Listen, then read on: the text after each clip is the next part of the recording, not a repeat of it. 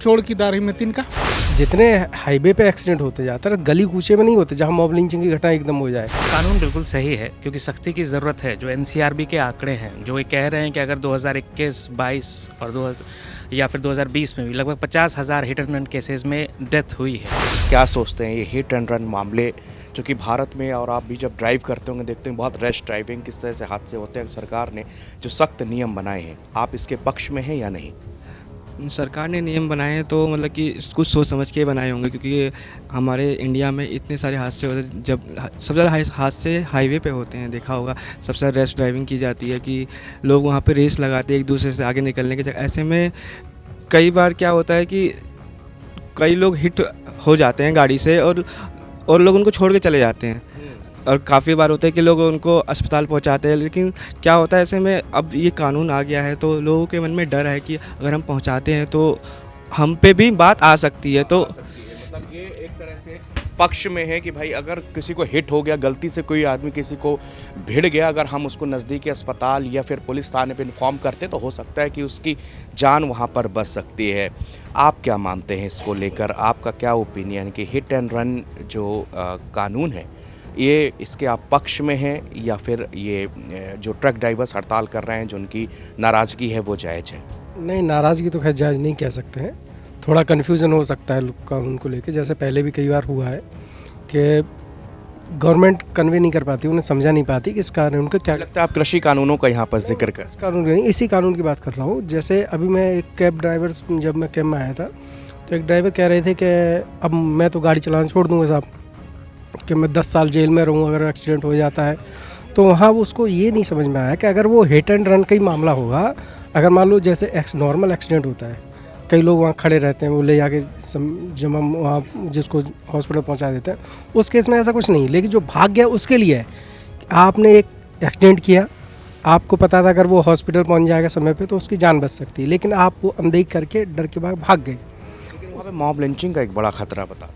Mob lynching ऐसे, अब mob lynching तब होती है जब ज़्यादा रोड हो। अब हाईवे पे कितनी मॉब लिंचिंग हो जाएगी? जितने हाईवे पे एक्सीडेंट होते जाते हैं गली कूचे में नहीं होते जहाँ मॉब लिंचिंग की घटना एकदम हो जाए। हाईवे पे होते हैं, हाईवे पे लोग अनदेखी करके निकलते चले जाते हैं। ये कानून उसी के लिए जो मैं समझाऊँ, है ना?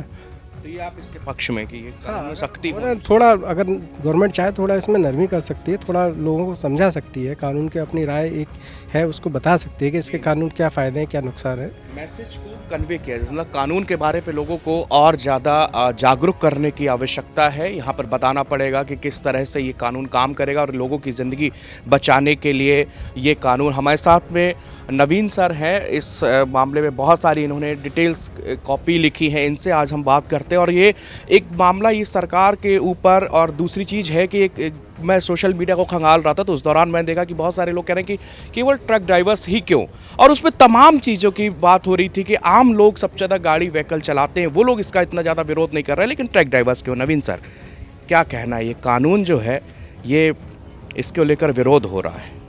कहावत तो तुम जानते ही हो, चोर की दाढ़ी में तिनका।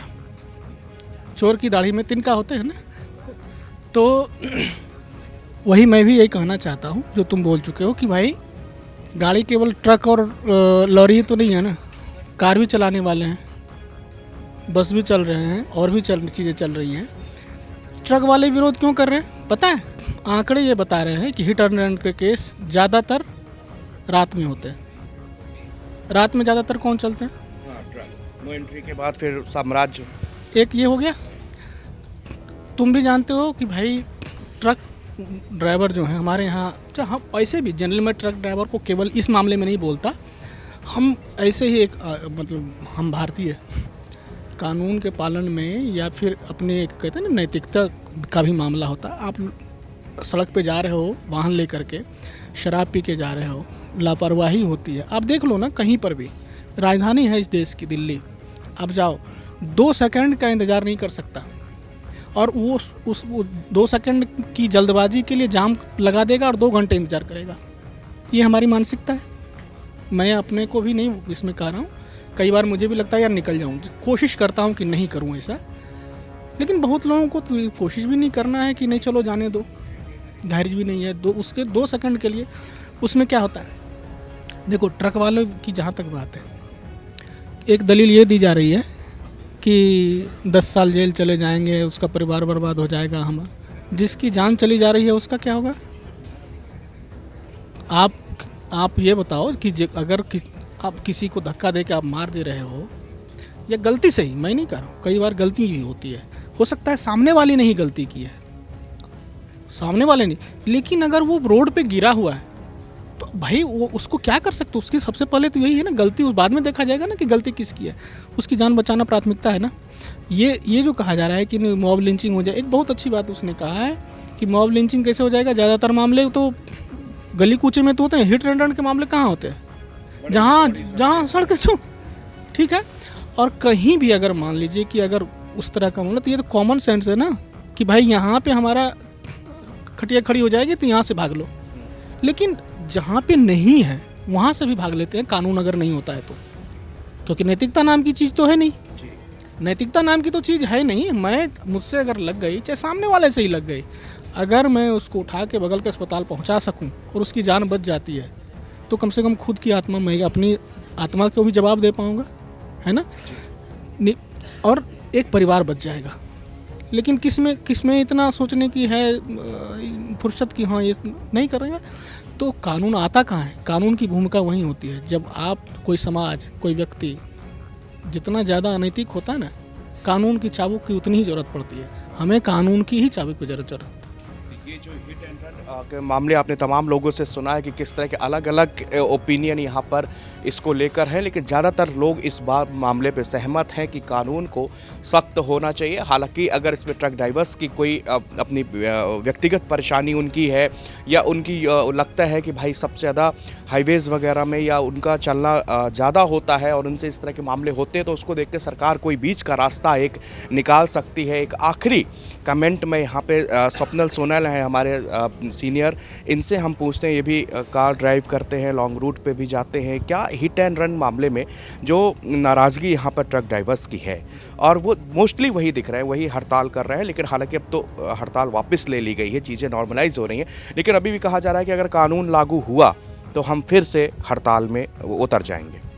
देखिए, मुझे लगता है इसमें कानून बिल्कुल सही है, क्योंकि सख्ती की ज़रूरत है। जो एनसीआरबी के आंकड़े हैं, जो ये कह रहे हैं कि अगर 2021, 22 और या फिर 2020 में भी लगभग 50,000 हिट एंड रन केसेस में डेथ हुई है, तो ये एक बड़ा आंकड़ा है अगर आप देखें तो अगर इस पे कहीं ना कहीं, और इसको मुझे लगता है कि इसको अलग तरीके से देखना चाहिए। हम इसमें ये ना देखें कि हिट एंड रन हुआ, लोगों की मौत हो गई। जो हमारे दूसरे साथियों ने भी कही कि कई मामले ऐसे होते हैं जिसमें जान बचाई जा सकती है, और कानून भी जो सरकार लेकर आए इसमें साफ साफ ये है कि आप पुलिस को, अगर आप वहाँ पर मॉब लिंचिंग से बचना चाहते हैं, आपको डर है कि कहीं मैं बाहर निकलूँ तो मॉब लिंचिंग ना हो जाए, तो ऐसे मामलों में नज़दीकी थाना है या कोई मजिस्ट्रेट है, वहाँ जाकर के आप कम से कम एक इत्तला कर दे, जानकारी दे दे, जाके अगर कहीं ना कहीं किसी की जान बच सकती है तो वो बचे।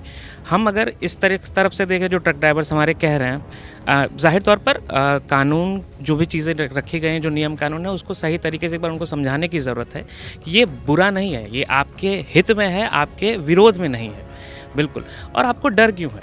अगर आप इतने ही सही से हैं, और ये आपके लिए भी तो फ़ायदा है, कोई ज़रूरी नहीं है कि आप हिट एंड रन कर रहे हैं तो आपको नुकसान ना हो, तो ये दोनों तरफ नुकसान की बात होती है। तो मुझे लगता है कि इसमें कानून बिल्कुल सही है, इसको सही तरीके से लोगों को समझाने की ज़रूरत है। जो ट्रक ड्राइवर है वो मुझे लगता है थोड़े बेवजह से परेशान है, और बिल्कुल सही बात कही है हमारे दूसरे साथियों ने भी कि बाकी आम प्राइवेट व्हीकल्स भी तो चलते हैं, वो क्यों नहीं इस पर कोई विरोध कर रहे हैं, कमेंट कर रहे हैं। और ट्रक ड्राइवर्स की जो चिंताएं हैं उसको भी ध्यान में रखना होगा। लेकिन इसी के साथ में ये जो कानून बने हैं किसी की ज़िंदगी बचाने के लिए, अगर कई बार तो हम देखते हैं सड़क किनारे अगर कोई घायल है और वो पड़ा रहता है, लेकिन अगर उसको समय पे मेडिकल सुविधाएं, अस्पताल पहुंचाया जाए तो शायद एक ज़िंदगी को बचाया जा सकता है। और शायद इन्हीं ज़िंदगियों को बचाने की कवायद में ये सख्त कानून लागू किए गए हैं, जिसको आज विरोध हो रहा है, जिसको लेकर ट्रक ड्राइवर्स पूरे देश भर में हड़ताल कर रहे थे। फिलहाल अब हड़ताल रोकी गई है, लेकिन कहा गया है कि अगर ये कानूनों को लागू किया गया तो हड़ताल फिर से शुरू की जाएगी।